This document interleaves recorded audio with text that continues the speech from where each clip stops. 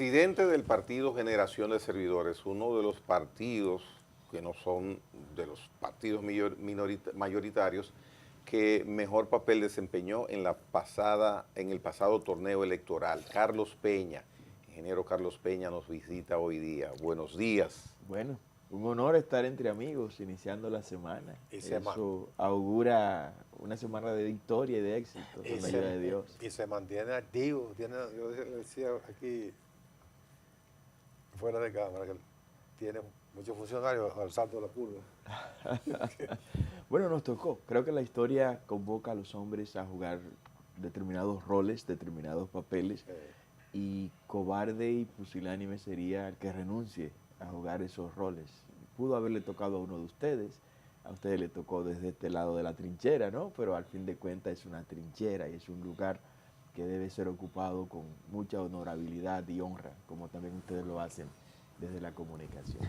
Mira, Carlos, me llama la atención, para entrando en materia, el hecho de que la cumbre entre el presidente Luis Abinader y los expresidentes de la República es una cumbre que tiene una connotación política, es decir, cada uno de esos expresidentes tienen posiciones cimeras en partidos políticos determinados y representan las tres principales fuerzas políticas de República Dominicana en términos de resultados electorales.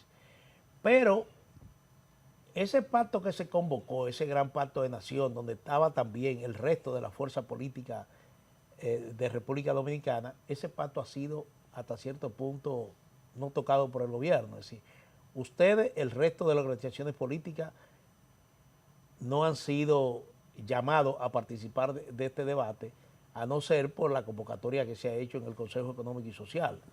Entonces yo quiero que tú me des tu lectura, me digas cómo tú ves esto, el objetivo principal, que es tratar de presentar un país unificado, unido, frente al deterioro de la crisis en Haití. Sí, bueno, nosotros fuimos invitados, el Consejo Económico y Social nos invitó a esta conversación, a este conversatorio.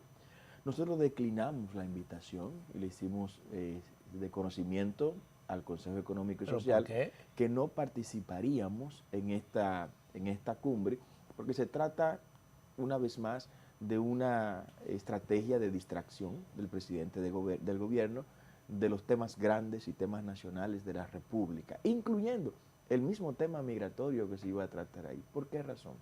Porque ya han ocurrido varios encuentros, varias cumbres, donde el presidente de la República se ha comprometido con ejecutar una serie de pasos y todos esos encuentros han quedado en el olvido y en el vacío. Nosotros tenemos un planteamiento agresivo en materia migratoria, se lo hemos entregado al Congreso de la República por medio de una propuesta legislativa, una iniciativa parlamentaria popular, como lo consagra la Constitución de la República. Estamos en ese proceso de recolección de esas 200,000 firmas para que ese proyecto sea conocido con carácter obligatorio en las cámaras legislativas. Le enviamos una copia de ese proyecto al Consejo Económico y Social a los fines de que vea cuál es la posición de Generación de Servidores. Generación de Servidores está planteando medidas radicales, como dar 30 días máximo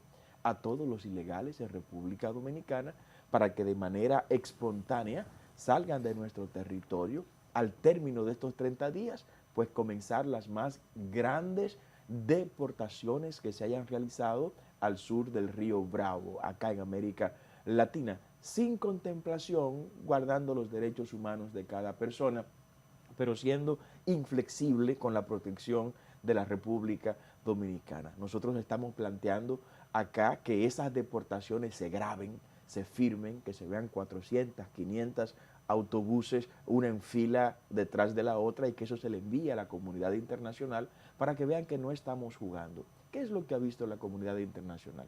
¿Por qué la ONU y las potencias que han expoliado, que han sustraído de Haití las riquezas durante siglos, por qué no nos han hecho caso? A pesar de que el espacio que a República Dominicana le toca en los cónclaves internacionales en los últimos 5 años han sido invertidos en la promoción de Haití, no de República Dominicana. Busquen los discursos del mandatario, del presidente de la República, en la ONU, en la OEA, y el tiempo en un 90% él lo ha gastado hablando de Haití y no de República Dominicana. Pero no nos han hecho llamando la caso. atención. Pero no nos han hecho caso, Nelson. ¿Por qué? No nos han hecho caso porque han visto que nos hemos quedado en discurso, que hemos amenazado con deportar 10.000 haitianos ilegales, por ejemplo, por semana. Eso no está ocurriendo, todo lo contrario. Se ha creado una mafia que ahora está mucho más fortalecida por parte de los cuerpos militares y policiales, lamentablemente, vinculado a las deportaciones, que le quitan 15.000, 20.000 pesos a los haitianos para no deportarlo, para no llevarlo hasta donde lo llevan, hasta la frontera. No hay un solo video de un camión introduciendo haitianos a Haití, así como nos envían los dominicanos de Nueva York, que vemos los aviones que aterrizan en el Aeropuerto Internacional de las Américas. Yo quiero ver las guaguas entrar al territorio haitiano y depositarlo allá. No ha habido un solo video que pueda mostrar en ese sentido. Entonces, cuando la comunidad internacional vea que lo que República Dominicana está haciendo no es solo un discurso, sino que está en la práctica deportando los ciudadanos haitianos, ellos tendrán que venir a hacerse cargo de su problema. Haití no es un problema nuestro, es un problema de ellos. En cuanto a los otros temas que los expresidentes están comprometidos con ese tema, como lo es la mano de obra haitiana, ellos están convencidos de que la economía dominicana se sustenta sobre la base de la mano de obra haitiana. Y eso es una gran falta de respeto por parte de los expresidentes al pueblo dominicano, porque lo que están ellos admitiendo es que este país ha sido construido por los haitianos. Y eso no es verdad. No podemos aceptar esto. República Dominicana ha sido construida por los dominicanos, nosotros la creamos como patria y nosotros la vamos a sostener. Ahora, no se puede ocultar que producto de políticas irresponsables, esta mano de obra ilegal ha tomado un gran espacio en sectores claves como la agricultura y la construcción. ¿Qué estamos planteando nosotros en esas áreas? Dignificar el salario de los obreros, técnicos y profesionales que participan en esa área. Estábamos reunidos con unos productores de banano en la línea noroeste. Y uno de ellos me dice, mire, presidente, nosotros tenemos aquí 300 empleados, de los cuales 280 son haitianos y en un 95% están ilegales. Y él me lo dice sin ningún temor. Le digo, bueno, me dice él, es que si no hago eso, me quiebra la finca. Y ahí entramos en una conversación donde él me dice, yo le pago 800 pesos por día a los haitianos. Y le pregunto, si en lugar de 800 pesos para esos fines por persona, usted dispusiera de 1.600 pesos, los dominicanos que viven en esta zona, específicamente en Villa Vázquez, se atreven a ir a la finca suya bananera a trabajar. Sí. Dice, sí, por 1.600 pesos sí, irían los dominicanos. Pues entonces, ahí es donde debe entrar el Estado dominicano. El Estado dominicano le está entregando al sector eléctrico más de lo que se está invirtiendo en gasto de capital. El presupuesto general del Estado, para que tenga idea, se puede utilizar de dos maneras, o en gastos operacionales, por las siglas en inglés, que es OPEX, o en gasto de capital, por las siglas en inglés, que es CAPEX. Gasto de capital es inversión, es construir un puente, construir un elevado. Pues este gobierno, en gasto de capital, está invirtiendo menos que lo que le está entregando en subsidio al sector eléctrico, y usted no oye a nadie quejarse. Nadie se queja de que aquí se entregan 2.000 millones de dólares se quejan, al sector eléctrico. Lo que ocurre es que no encuentran una opción distinta. No, es que quienes están en la hegemonía de la colocación de los temas nacionales están vinculados al beneficio que da el recibir esos 2.000 millones de dólares de subsidio. ¿Por qué no podemos subsidiar nuestra agropecuaria? El sector agropecuario, que genera más de 600.000 empleos en República Dominicana, pero una gran parte de esos empleos están en las manos de los haitianos. ¿Cómo podemos hacer eso? Vamos a apoyar a nuestros productores agropecuarios y decirle, tú tienes 100 empleados haitianos ilegales porque le pagas 800 pesos por día. Mira, el Estado, nosotros, vamos a buscar dinero, vamos a sacrificar dinero de los recursos que pagan los dominicanos para dominicanizar nuestra mano de obra y te vamos a duplicar a ti como empleador lo que tú le vas a pagar a ese empleado que va a hacer ese trabajo. Y ustedes verán cómo el dominicano volverá al campo, porque el dominicano tiene que dejar de ver el campo como una fuente de miseria. En Taiwán, un productor agropecuario termina a las 6 de la tarde de producir en su tierra, en su campo, y ese mismo tipo va y te vive en un piso número 20, en un piso 30 en Taiwán, en una torre. O sea, la agropecuaria no tiene que ser sinónimo de miseria. La agricultura no es sinónimo de pobreza. La ganadería no puede ser sinónimo de miseria. Son los obreros, técnicos y profesionales que utilizamos 3 veces al día. Lo utilizamos en el desayuno, en la comida y en la cena. Sin embargo, lo tenemos recluido en un tercer o cuarto plano. Esos sí son temas a los que Generación de Servidores está dispuesto a ir a debatir y a seguir haciendo los aportes. Lo demás es tomadura de pelo, comer picadera costosa y beber champaña costosa en esas cumbres. ¿Y por qué no hicieron todos esos planteamientos? Yo los veo muy válidos y son no solo válidos, sino que son viables, porque no está planteando un asunto que hay que ir a Marte. Esos son temas que deberían formar parte de políticas públicas constantes, o sea, de manera permanente. ¿Y por qué no aprovecharon el momento de la invitación al CES para hacer esos planteamientos? No, nosotros el planteamiento lo hicimos de todos modos, Nelson, aunque no fuimos porque sabíamos lo que se iba a hacer. Era un show montado para que el que paga el show, que es el presidente Abinader, sea el que brillara. De hecho, fíjense, fue el único que tuvo la palabra en esa cumbre. No descartamos que nuestros técnicos en las mesas que se abran, pues también participen. Pero aquí hace falta más que voluntad política para que esto se materialice. Hace falta humildad. Reconocer, miren, hemos fracasado, hemos recibido más de 50.000 millones de dólares en préstamos, hemos sido incapaces de resolver un solo problema nacional. Vengan y ayúdenos, estamos dispuestos. Le voy a revelar algo. Cuando el presidente Abinader llegó en el 2020, nosotros fuimos con una comisión internacional al despacho del presidente a llevarle la solución por escrito del problema eléctrico en República Dominicana. Se le entregamos, nos reunimos, ahí estaba el ministro de Energía de ese momento, el señor Almonte y otros más, pero eso se quedó en el aire. Un planteamiento que iba a traer sin que el Estado Dominicano colocara un solo centavo de dólares, iba a traer más de 10.000 megavatios, que es parte de nuestra propuesta de nación. Y con toda humildad fuimos y le entregamos el proyecto al presidente Abinader. Eso no se materializó. ¿En qué consistía ese proyecto? Instalar 10.000 megavatios inicialmente en paneles solares flotantes, tomar todos los embalses de nuestras presas y ahí colocar paneles solares por lo menos en el 50% de la superficie de los embalses de nuestras presas.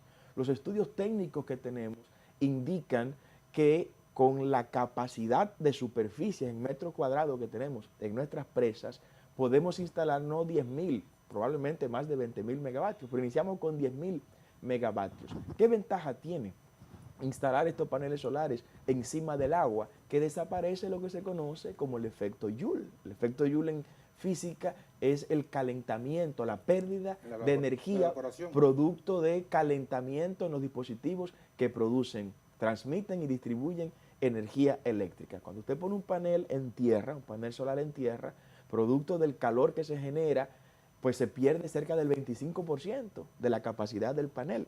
Cuando ese panel solar está sobre agua, flotando, pues está refrigerado permanentemente. Eso lo llevamos y eso se iba a instalar sin que el Estado Dominicano colocara un solo peso. Nosotros estamos planteando... ¿Y quién iba a invertir quién iba a hacer esa inversión? Inversionistas norteamericanos que vinieron con el dinero y con todo, fabricantes de esos proyectos, no intermediarios, que iban a estar directos, pero bueno, no se dio. La historia explicará por qué no se dio. ¿Y dónde existe ese...? En todos los países desarrollados ya tienen paneles solares flotantes. China tiene, pero miles de megavatios en paneles solares flotantes. El aeropuerto de Miami, cuando uno aterriza, uno ve en uno de los lagos del aeropuerto esos paneles solares flotantes. Es uno de los lugares más cerca que tenemos. Nosotros estamos planteando una propuesta real para resolver el problema eléctrico, construir un gasoducto que vaya desde AES Andrés hasta Punta Catalina, aproximadamente 98 kilómetros lineales por debajo del mar Caribe, a 20 pies, para que nunca choque con los barcos de gran calado que puedan pasar por ahí. E instalar otra terminal de gas natural al lado de Punta Catalina. Cuando Punta Catalina se diseñó, óigame bien, cuando se diseñó Punta Catalina, bueno, ese es uno de los ejemplos de lo que estoy hablando, la que se ve en línea. Eso no es nuevo, no estamos trayendo nada nuevo, ¿no? Pero uno estudió esto para darle soluciones a los problemas de la República. En Punta Catalina, cuando esta se construyó, la línea de transmisión se diseñó y se construyó para evacuar 1.600 megavatios. Hoy está evacuando solo los 740 megavatios de Punta Catalina. Pero se dejó el espacio físico en terreno para instalar otra terminal de por lo menos 800 megavatios. Nosotros estamos proponiendo construirla de gas natural. No hay que instalar una terminal de gas natural ahí que duplique el precio del megavatio, sino traer el gas desde AES Andrés con un gasoducto de 98 kilómetros lineales. Eso haría que se le agregue por lo menos un 35% más de capacidad firme, de energía sólida, económica, medioambientalmente amigable, como lo es el gas natural, y nos permitiría a nosotros tener energía eléctrica no solo para el consumo local, porque hay que tener cuenta con esto. Un país no se desarrolla solo abasteciendo la demanda de su industria en ese momento y de su sector residencial, no. Aquí debe existir lo que se conoce como energía eléctrica rotante o potencia rotante o demanda rotante, que es una capacidad en exceso de un 20, un 25% que esté disponible para una expansión rápida. Por ejemplo, nosotros instalamos esos 700 u 800 megavatios a gas natural y podemos decirle a la industria, a los industriales en el exterior, miren, vénganse para nuestro país, porque además de los incentivos fiscales que como Estado podemos darle, le vamos a poner el kilovatio hora. Ustedes lo tienen a 9 centavos de dólar en Centroamérica, vengan, se lo vamos a poner a 6 centavos de dólares aquí en República Dominicana. Y eso sería un incentivo agresivo para reindustrializar el país. El país ha sufrido un proceso de desindustrialización en los últimos 30 años, vergonzoso. Yo quiero que ustedes analicen esto. El tiempo de las máquinas de vapor pasó de moda. Y para nosotros poder operar las máquinas de vapor en nuestro tiempo del apogeo de la industria cañera, tuvimos que traer a cocolos de las distintas islas que gracias a Dios se acoplaron bien a nuestra cultura y nos ayudaron a manejar esas máquinas de vapor. Pero aquí no se desarrolló ni siquiera una caldera, nunca construimos una caldera para máquinas de vapor. El tiempo de los motores de combustión interna ya está terminando, por no decir que ya terminó. Y sin embargo aquí no se diseñó, no se construyó ni siquiera el pistón para un motor de combustión interna. Estamos entrando ahora al tiempo de los motores eléctricos en la movilidad y yo no veo a nadie. O sea, ¿dónde están los industriales nuestros? No hemos sido capaces. No, se convirtieron en importadores, Nelson. Las grandes plantas, las grandes naves que nosotros cuando estábamos en la academia íbamos a ver los tornos, las fresadoras, las máquinas herramientas funcionando, hoy son almacenes para guardar los productos que se están importando de China. Se apagaron los motores de República Dominicana. Le pongo el ejemplo de los altos hornos. ¿Qué es un alto horno? Un alto horno es una industria de la metalurgia que funde metales ferrosos y no ferrosos. Cuando hablo de metal ferroso, hablo de metales vinculados al hierro. Ustedes saben que el acero es una alianza de hierro y de carbono. Y un acero se le agregan otros elementos, por ejemplo, el acero que se utiliza para el fuselaje de los aviones es acero al tungsteno. Y así se le van agregando otros minerales para agregarle propiedades que se requieren de ese tipo de material para su uso. Pues acá no tenemos un alto horno donde podamos fundir todo el hierro y el acero que en República Dominicana, oigan esto, se está exportando. Exportamos acero los dominicanos. O sea, cuando usted ve los rubros que se exportan del país, está el acero y no producimos un solo kilogramo de acero. Acero y cobre. Acero y cobre, no, todos los minerales y los metales. China viene cada mes para un buque inmenso en nuestras costas y se lleva todo el acero que pudiera estarse fundiendo en República Dominicana. Pero ¿por qué no se instala un alto horno acá? Porque los altos hornos modernos funcionan con tecnología de plasma y la tecnología de plasma demanda mucha energía eléctrica. Un solo alto horno de eso puede demandar 100 megavatios sin problema, una sola planta para ese alto horno. Pero por no tener energía eléctrica suficiente, de calidad y barata, los inversionistas no van a venir a hacer ese tipo de instalaciones. Con un alto horno en República Dominicana, nosotros pudiéramos convertirnos en compradores de toda la chatarra del Caribe y de Centroamérica, venir aquí, fundirlos y preparar nuestros lingotes de acero en todas sus aleaciones y nosotros tener nuestro propio material para nuestro propio sistema de construcción y exportar entonces acero terminado. Ingeniero, ustedes son muy peculiares en generación de servidores y les va dando resultados. Mi introducción indicaba que hubo una buena votación, se puede decir, para un partido nuevo, ahora en 2024. Sin embargo, ustedes andan solos y parece que les gusta andar solos. ¿Seguirán solos políticamente? ¿No habrá alianzas? ¿Es un elogio o qué? No, Todo los veo que andan solos. Lo que venga de Gregory yo lo tomo siempre como un elogio. No, Sí, no, sí. Gregory, mira, la soledad no es buena. Y de hecho la Biblia da un consejo. La Biblia dice, ay del solo, mal le irá. Porque cuando cayere no tendrá quien lo levante. ¿No? Nosotros no vamos a andar solos. De hecho, te puedo decir, Gregory, que República Dominicana necesita, hoy más que nunca, un escenario de plena unidad en la oposición para conseguir un propósito que hoy nos unifica, que es desplazar al PRM del poder.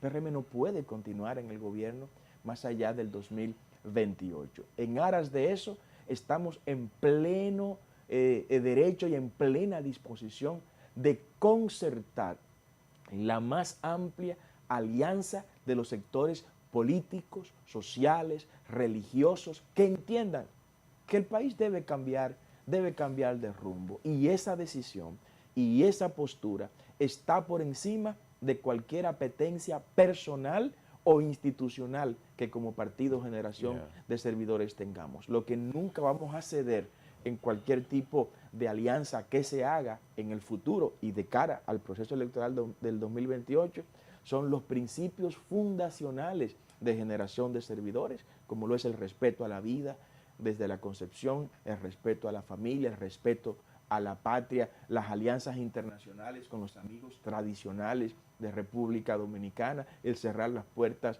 y romper relaciones diplomáticas si es necesario con países terroristas que promueven el armamentismo nuclear, de manera específica países como Irán. O sea, ese tipo de principios estarían sobre la mesa, pero con una premisa que supera cualquier otra decisión, es que el PRM sea desplazado del poder y que el gobierno que pueda surgir en el plano congresual, municipal e incluso en el plano presidencial sea un gobierno comprometido con pilares innegociables que saquen del subdesarrollo a República Dominicana. Y ya se ha hablado con Puede algunas ser. otras organizaciones. Mire, nosotros vamos a iniciar, Gregory, vamos a iniciar una serie de encuentros que desde ahora nos permitan ir poniendo las cartas sobre la mesa, primero empezando con desplazar al PRM de los ayuntamientos, desplazarlo del Congreso de la República y desplazarlo luego del Poder Ejecutivo. Estamos abiertos con toda sinceridad, por eso tocaremos todos los sectores, repito, sociales, económicos, políticos, y que ellos digan lo que quieran, porque muchas veces, y era algo que don Juan decía, lo que más le conviene a un político no es aspirar, sino que lo aspiren. Y hay que ver a qué está aspirando el pueblo dominicano. Si en términos reales el pueblo dominicano está aspirando a un partido que está en el gobierno por estar en el gobierno, como lo está haciendo el PRM, pues el pueblo es el soberano. El pueblo seguirá eligiendo. ¿Tomarían en consideración las encuestas que se hacen normalmente para saber por dónde andan cierta preferencia del pueblo, lo que el pueblo va queriendo desde ahora? ¿Ustedes tomarían eso en consideración también?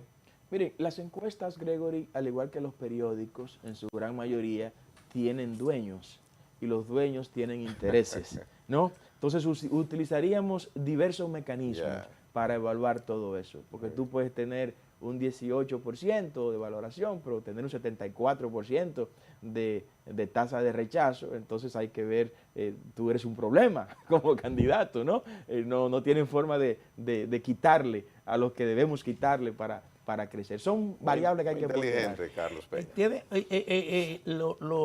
esos criterios conceptuales que tú planteas, Carlos, sobre ustedes están asumiendo una línea internacional que ya se define como la nueva derecha. Es decir, la nueva derecha, está Meloni en Italia, está Trump ahora en Estados Unidos, está Milei en Argentina. Eso es ultraderecha. Bueno, estoy hablando... Eso es ultraderecha. Sí. Y Carlos no es ultraderechista. Sí, la nueva derecha, bueno, pero Carlos tiene mucha afinidad con esa persona con esos líderes que te he mencionado, incluso él ha visitado varios de estos países. Lo que yo digo es, pasar aquí por un proceso de unidad de todas las fuerzas políticas, probablemente haya coincidencia con el tema del respeto a la vida. Hay muchos partidos que están de acuerdo con las 3 causales, otros no están de acuerdo, pero ustedes obviarían esa plataforma ideológica, por ejemplo, para pactar con otras organizaciones políticas que tienen incluso posiciones muy cercanas a esa política de diversidad, LGBT. ¿Ustedes sacrificarían eso en aras a la unidad interna, No, con un objetivo común? Los principios, Manuel, no se negocian. Los principios son inamovibles. Ahora, lo que creo que debemos traer sobre la mesa son las cosas que debemos modificar y transformar. O sea, sobre la mesa debe estar, por ejemplo, ¿qué vamos a hacer con el financiamiento público a los partidos políticos? O sea, ahí hay unos 10.000 millones de pesos que en este cuatrenio se van a llevar los partidos políticos en los bolsillos, excepto generación de servidores, que en 181 años es el primer y único partido político que ha renunciado al financiamiento público. Nosotros estamos totalmente convencidos y promovemos la idea de que los partidos financien con cotizaciones de sus miembros sus actividades. Por ejemplo, el PLD, PRM y Fuerza del Pueblo han recibido 300 millones de pesos en lo que va de año. Es bueno que los miembros de esos partidos sepan en qué se están usando ese dinero y que esos recursos están en los bolsillos de su dirigencia. Nosotros no hemos recibido 0 centavos y no recibiremos en estos 4 años. Pero es un derecho. Es un derecho, pero este país necesita ejemplos. Uno de los problemas más grandes que tenemos como nación es la falta de paradigmas. Cuando Bosch estaba vivo, Balaguer estaba vivo y otros líderes estaban vivos, la gente decía, me gusta esa línea política, yo quiero ser como ese individuo. Por eso llegaron. Yo quiero seguir a ese individuo. Hoy la gente necesita volver a tener paradigmas que cuando lo ve en la televisión, digo, pero a mí me gusta lo que ese líder político está haciendo.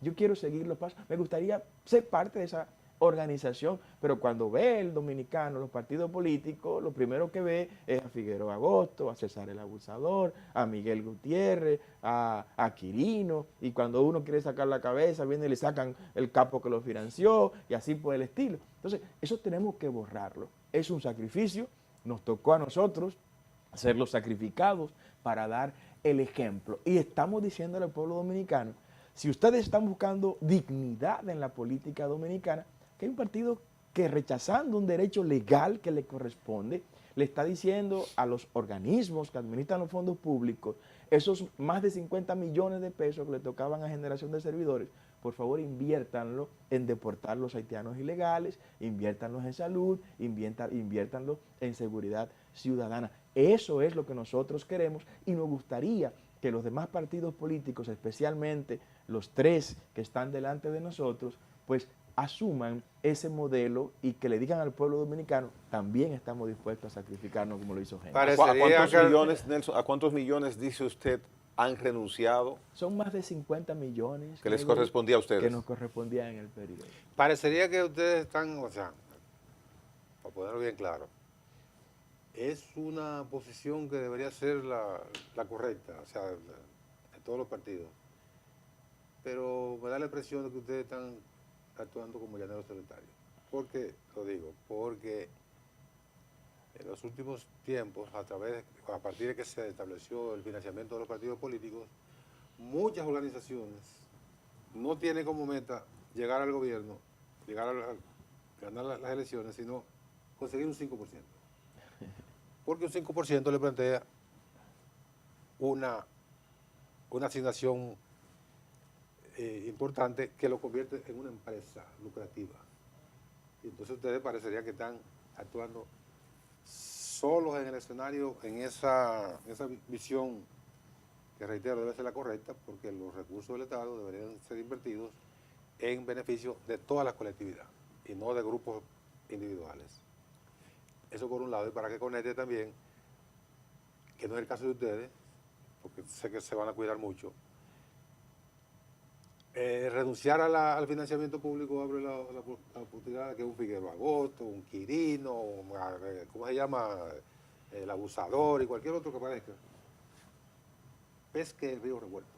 Bueno, eso dijo Peña Gómez cuando impuso el financiamiento público a los partidos políticos. No, para que el narcotráfico no se metiera, para que los empresarios no sean los que elijan quiénes van a dirigir los partidos. Todo eso ha pasado, todo lo contrario, todo lo contrario. Aquí los partidos que tienen mayor representación en el Congreso, en los ayuntamientos y en el Poder Ejecutivo por demás, son los que más dinero han recibido del narcotráfico. Es raro usted encontrar un narcotraficante financiando a un partido emergente, a un partido que va en crecimiento. No, pone su dinero donde tendrá un general que lo va a proteger en su provincia.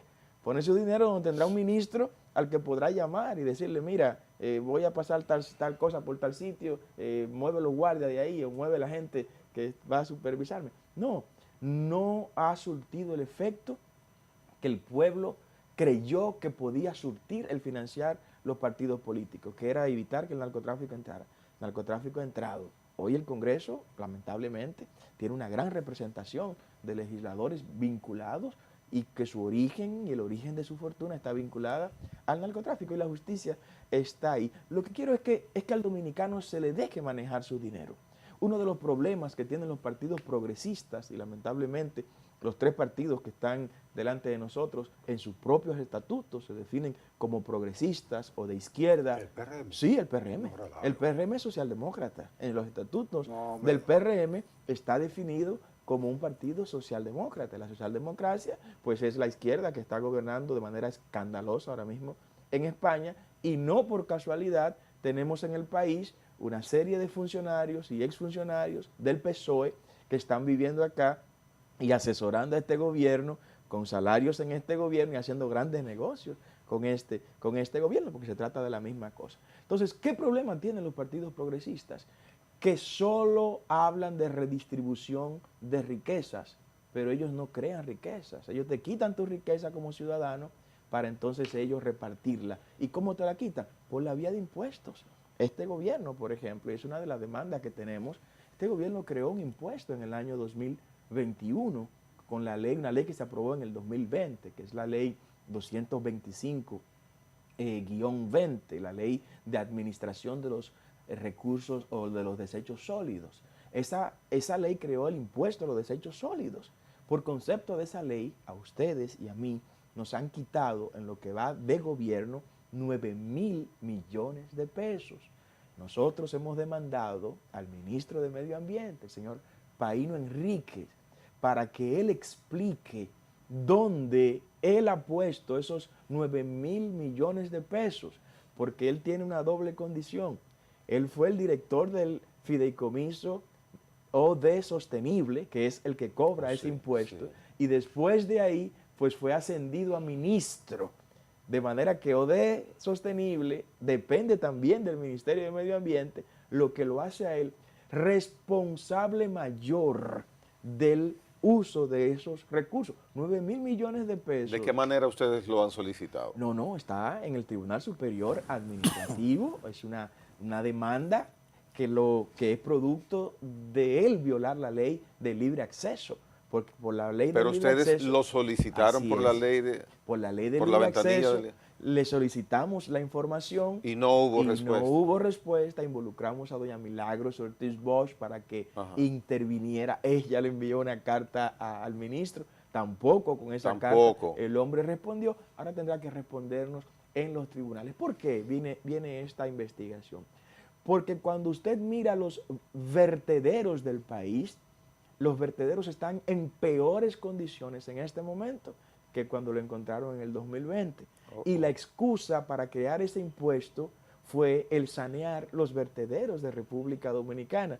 Entonces ni aparece el dinero. ¿Y a pero- qué cuenta va ese descuento que le hacen a las empresas en 2 ocasiones en el año? Al fideicomiso. Sí, el fideicomiso es que administra esos Oye. fondos y acumulado lleva más de 9.000 millones de pesos. Entonces, ¿por qué negarme la información? ¿Y cuál es la ¿Eh? vocación del fideicomiso? ¿Era mejorar los Mejorar los vertederos. Para eso ha cobrado, Nelson, 9.000 millones de pesos. Estoy hablando de una suma de dinero Claro. sumamente importante. Entonces nosotros queremos eso. En eso es que cree generación de servidores, que el dinero de la gente se quede en el bolsillo del que lo trabaja. No estamos de acuerdo con ese impuesto. Ese es un impuesto redundante porque ya el pueblo dominicano paga el servicio por la recolección de la basura. Bueno, A los- el 95% no lo paga. bueno, la incapacidad de los alcaldes, pues ya ese es otro Sí, tema. ya. Ahí, Gregory. Está Pero, establecido. pero ya existe una tasa administrativa para el cobro de los desechos sólidos. Y en el caso de los empresarios, eso no se ha dicho porque los empresarios están metidos en pánico. Los empresarios, ellos tienen su propio ayuntamiento. Yo no sé si ustedes lo sabían. Los empresarios tienen ellos que contratar sus propias empresas para el depósito final de los desechos sólidos de su empresa. O sea que es una triple contribución. Es una triple contribución, es una aberración. Entonces, mientras más dinero tú le sacas al empresario, más se encarece el costo de la vida. O sea, porque es un tema, es un efecto dominó. ¿Al Porque producto final? los empresarios no se quedan con Ah, eso. Producto final. No bueno, se quedan. recientemente hubo mucho ruido con la decisión del Ministerio de Vivienda y Edificaciones de, ellos dicen, actualizar lo que es la tarifa de permiso de construcción, tasación y Y otros ahí. sí, y otro. Entonces, eso generó en el sector construcción, Claro. generó ruido. Claro, porque es que se transfiere. No tengo por qué razón quedarme, Manuel, como empresario con esa alza que tú me has dado. Yo se lo transfiero al producto final. Es lo mismo que ha Sobre todo en ocurrido. el caso de la vivienda. ¿Qué ha ocurrido con la Junta Central Electoral? La Junta Central Electoral ha colocado ahora unas nuevas tarifas para los servicios que ahí se dan. Y yo me digo, ¿por qué razón? En lugar de aumentarle las tarifas a los servicios que los ciudadanos demandamos de la Junta Central Electoral, no tomamos dinero de los 10.000 millones de pesos que se le entrega a los partidos políticos y con eso compensar Es que no puede. la operación de la Junta Es que no puede. Central Electoral. No puede, porque es un dinero que está especializado. Sí, es una ley, Nelson. Tú vas a volver a hablarme de la ley. Es lo legal, pero yo estoy hablando de lo ético. O sea, yo estoy hablando de pensar en el ciudadano, en ese dominicano que ahora tendrá que sacar más dinero para obtener una documentación en la Junta Central Electoral, pero al mismo tiempo ese ciudadano ve que 3 partidos políticos se llevarán 8.000 millones de pesos en 4 años. Es un tema de justicia, de ética y hasta de empatía ciudadana. Ingeniero, ¿en qué aspecto República Dominicana va caminando bien? Qué pregunta, es probablemente la pregunta más compleja que de esta entrevista nos hace Gregory. Mira, yo creo que el tema de la esperanza, el patriotismo, el nacionalismo, el sentimiento conservador de nuestro pueblo va aumentando. Este último año, estos últimos 2 años, ha hecho que el pueblo dominicano como que reflexione más sobre lo que está ocurriendo en términos patrióticos y en términos nacionalistas. El dominicano en más de un 90% es conservador. Eso es bueno que se sepa. En más de un 90% es conservador y eso es algo muy bueno. Y es conservador aunque él no lo sabe. Y miren por qué él no lo sabe. Porque cuando le preguntas si eres conservador o progresista, muchos no entienden ninguno de los dos conceptos. Y eso no es casual. O sea, quienes han ostentado el poder durante más de medio siglo se han ocupado de que el pueblo dominicano no conozca ese nivel de detalle ideológico, político, para confundirlo. Hablo del PLD, del PRM y la Fuerza del Pueblo. Los 3 son partidos de izquierda, pero nunca lo dicen. Ellos no lo dicen, ni en campaña, ni en el gobierno, pero son de izquierda. La izquierda es progresista por definición. Ahora, el dominicano, ¿cómo sabemos que es conservador, que no es de izquierda? Porque cuando usted le pregunta a un dominicano, ¿tú apoyas el aborto? El dominicano te dice que no, yo defiendo la vida. ¿Tú apoyas el matrimonio entre personas de un mismo sexo? No, jamás, es una aberración. ¿Tú apoyas la inmigración irregular y descontrolada? No, jamás, este país es de nosotros. ¿Tú apoyas que se hable más de Toussaint Louverture que de Eduardo? No, jamás. tú apoyas la legalización de las drogas. No, jamás. Entonces el dominicano, por decantación, se define como conservador, pero no te dice que es conservador. Y los partidos hegemónicos hacen que eso no se entienda para seguir confundiendo el electorado. Por eso, un electorado conservador vota por partidos de izquierdas y progresistas, como son los tres partidos que hasta ahora ostentan la hegemonía política del país. Nosotros tenemos el compromiso de adoctrinar al pueblo dominicano y enseñarle que si su pensamiento es conservador, su voto tiene que ser conservador, porque cuando la izquierda gobierna, la izquierda lo que hace es aumentar impuestos, porque el impuesto es un mecanismo de opresión de los pueblos. Te quito dinero, te hago más vulnerable, te hago más dependiente de mí. Eso ocurrió en Venezuela. Cuando Chávez gana, un individuo que ganaba 10,000 bolívares haciendo el jardín de una casa de clase media, Chávez de repente le dice, no, si vives en el cerro, tienes un bono de 10,000 bolívares. El tipo dice, pero ven acá, solo por vivir en el cerro tengo 10,000 bolívares, ¿para qué voy a hacer 8 horas aquí en esta casa? El tipo le renunció al empleador de su clase media y se fue a vivir al cerro, a rascarse la barriga y a esperar los 10,000 bolívares que Chávez le daba. ¿Pero de dónde sacaba Chávez esos 10,000 bolívares? Del impuesto que le aumentaba a los ricos. Claro. No a los ricos, a la clase media que le pagaba esos 10,000 bolívares. Entonces la gente piensa que está recibiendo como un favor lo que le tocaba como un derecho. Eso me ocurrió con una señora al finalizar del año 2024. Ella va contenta con un bono de 1,500 pesos que le dieron en Navidad. Y yo, mi doña, qué bueno, la felicito que usted va a disponer de 1,500 pesos en ese bono navideño. Pero ¿cuánto usted pagaba de electricidad en enero del 2024? No, yo pagaba de electricidad como 1,000 pesos. ¿Y hoy cuánto usted paga? No, yo pago como 2,000 y pico de electricidad. Pero mire, usted le duplicaron la luz. Vamos a hacer un análisis. A usted le quitaron 12,000 pesos adicionales de enero a diciembre y le han devuelto 1,500 pesos. Usted ha sido estafada con alrededor de 11,500 pesos, de 10,500 pesos. A usted le estafaron. Usted hizo un mal negocio. Usted cambió 12,000 pesos por 1,500 pesos. Y esa es la ilusión, el espejismo con que la izquierda y los progresistas gobiernan. Por eso se ve que se ha ralentizado el crecimiento económico de República Dominicana, los indicadores lo dicen, se ha reducido la inversión real de capital y los indicadores reales de desarrollo humano, como es educación, como lo es la salud. La salud acá es un negocio que tiene que ser transformado para que sea un servicio con el cual cuenten los dominicanos. Yo voy a insistir, ya es un asunto de criterio, pero llamarle de izquierda al PRM es como decirme a mí que soy de Marte, Carlos. No, no soy yo que lo digo, No, Nelson. hombre, no, pero Nelson, pero no soy yo que lo digo. No importa lo que digan, el No, PRM de derecha. Es que no, son sus estatutos que lo dicen, Nelson, Eso es un papel. y sus acciones. ¿Por qué no se ha aprobado el Código Penal? No, pero yo voy a hablarte con hechos. ¿Por qué no se ha aprobado el Código Penal? El Código Penal no se ha aprobado porque al presidente de la República no se le ha querido complacer en la inclusión de la despenalización del aborto en el Código Penal. Es la única razón. Y él lo ha dicho, que él apoya las 3 causales, como la apoya Leonel Fernández y como la apoya Danilo Medina. O sea, fíjense que hay una misma línea en materia de temas que lo unifican. A ellos los unifica, por ejemplo, el tema migratorio. El hijo del señor Fernández dijo claramente que él quiere permisos para los haitianos poder trabajar acá. Eso es política de izquierda. No es legalizar los que están ilegales, es mandarlo a su pueblo, que en su pueblo resuelvan su problema.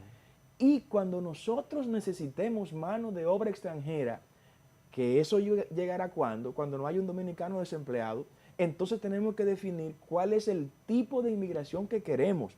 Tiene que ser una inmigración con culturas hispánicas, que hable español sin problema, porque no vamos a traer a alguien para que trabaje y además perder el tiempo o invertir tiempo enseñándole nuestro idioma, ¿no? Hay gente que habla nuestro idioma y que en sus países no tienen empleo, que cuando nosotros ya tengamos lo que Keynes hablaba, pleno empleo, pues lo llamaremos a ellos que hablan español, que estén vinculados a nuestra cultura judeocristiana, para que no nos traigan para acá gagá, vudú, islam, ni nada de eso. O sea, tiene que haber una preclasificación del tipo de inmigrante al que nosotros le vamos a abrir la puerta para trabajar Bien. en nuestro territorio. La cruzada escúchame, Gregory, porque se está yendo el tiempo rápido, con Carlos se va rápido el tiempo. La cruzada que lleva el partido Generación de Servidores ha sometido a la justicia o ha demandado en tribunales a varios funcionarios, sobre todo pidiendo la entrega de información que ha sido negada. Parece como una cruzada. Una cruzada, ¿no? Bueno, hay que agradecerle a los cruzados algunas cosas, ¿no? Sí. Los cruzados, gracias a ellos, se conservan lugares bíblicos, arqueológicos, en condiciones que podemos ir a Medio Oriente matanzas aparte. y confirmar que están ahí. Yo le agradezco a los cruzados que ellos... Matanzas aparte, ¿verdad? Que ellos hayan hecho eso, ¿no? Pero la realidad que más que una cruzada es la intención de que se le diga a los dominicanos dónde está su dinero. ¿Dónde está su dinero? El caso de Homero Figueroa.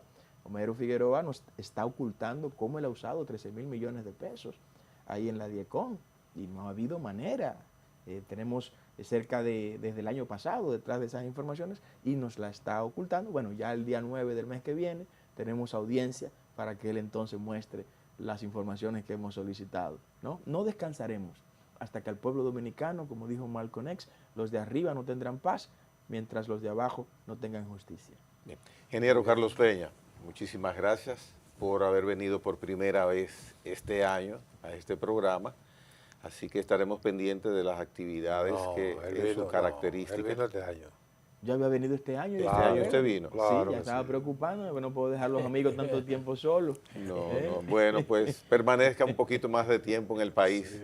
Se bautizó en el Jordán usted recientemente. Estuvimos allá en el Jordán, estuvimos visitando Tierra Santa y teniendo un momento muy especial. Estar en Jerusalén, alguien dice, hay un rabino que dice que orar desde Jerusalén es hacer una llamada a Dios, una llamada local a Dios. Qué buena definición esa. Sí. Gracias por su visita acá. Siempre de ustedes. Bien, señores, venimos en breve, hacemos una pausa. En breve volvemos. En la mañana con Teleimpacto.